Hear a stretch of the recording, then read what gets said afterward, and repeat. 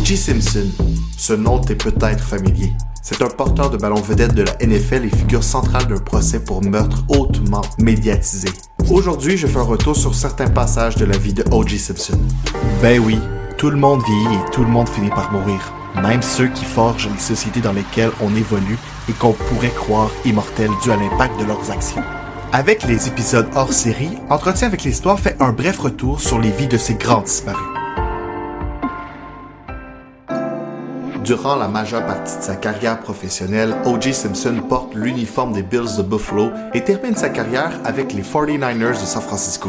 Alors qu'O.J. Simpson est un joueur actif de la NFL, il se fraye un chemin à Hollywood avec des présences au cinéma. Avec le temps, il multiplie les projets et on le verra entre autres dans L'Agent fait la farce. En juin 1994, la vie d'O.J. Simpson prend une toute autre tournure. Le 12 juin, les corps de son ex-femme et du nouveau copain de celle-ci sont retrouvés poignardés à mort. 5 jours plus tard, l'Amérique tout entière se rive devant une poursuite policière diffusée en direct à la télévision. O.J. Simpson, principal suspect des meurtres, tente d'échapper à son arrestation en filant à bord d'une camionnette.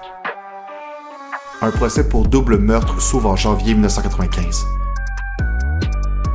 L'avocat qui défend O.J. Simpson est un ami de longue date, Robert Kardashian. Ce nom n'était peut-être pas inconnu. Robert Kardashian est le père de la famille Kardashian.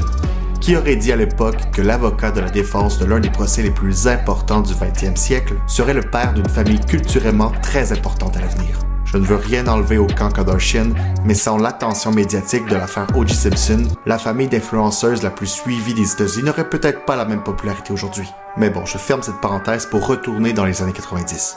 Un phénomène s'impose aux États-Unis, celui du procès spectacle. C'est-à-dire un procès qui occupe une place disproportionnée dans les médias. Le procès captive le monde entier durant des mois. Alors que des millions de spectateurs sont en haleine, on qualifie l'événement de procès du siècle. Pour mieux comprendre le procès, je propose d'écouter des extraits de l'émission Toute l'histoire. C'était un homme noir accusé d'avoir tué une femme blanche.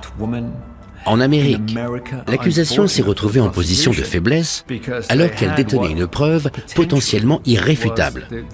En l'occurrence, une paire de gants tachés de sang. Christopher Darden, le substitut du procureur qui représentait l'accusation, a insisté pour qu'O.J. essaie les gants. Et ça lui a coûté très cher, parce qu'il n'était pas à sa taille. Le 3 octobre 1995, un jugement tombe. Orenthal James Simpson, not guilty of the crime of murder. O.J. Simpson est acquitté. L'affaire n'est pas terminée pour autant. 2 ans plus tard, les familles des victimes lancent un procès civil. Cette fois, l'ancienne vedette de la NFL est jugée coupable de la mort du nouvel amoureux de son ex-femme et de coups et blessures sur le couple. Puisque nous sommes dans un procès civil et non criminel, la prison n'est pas une option. Mais O.J. Simpson doit payer 33,5 millions de dollars américains de dommages et intérêts aux familles. O.J. Simpson n'en a pas terminé avec la justice. Dans les années 2000, O.J. Simpson est dans un hôtel casino quand il dirige 5 hommes, dont 2 armés, dans une confrontation avec 2 marchands d'objets de collection sportifs. O.J. Simpson est reconnu coupable d'enlèvement et de vol à main armée. Il est condamné à 33 ans de prison, mais purge finalement 9 ans derrière les barreaux et obtient sa libération en 2017. Pour quelqu'un qui a été condamné à l'origine à 33 ans de prison, O.J. Simpson s'en sort bien. L'ancienne vedette déchue O.J. Simpson meurt en 2024 à l'âge de 76 ans. Son héritage culturel est celui d'un grand sportif dont les déboires judiciaires auront fait ombrage. Le procès d'O.J. Simpson n'est pas le seul à connaître une attention surdimensionnée.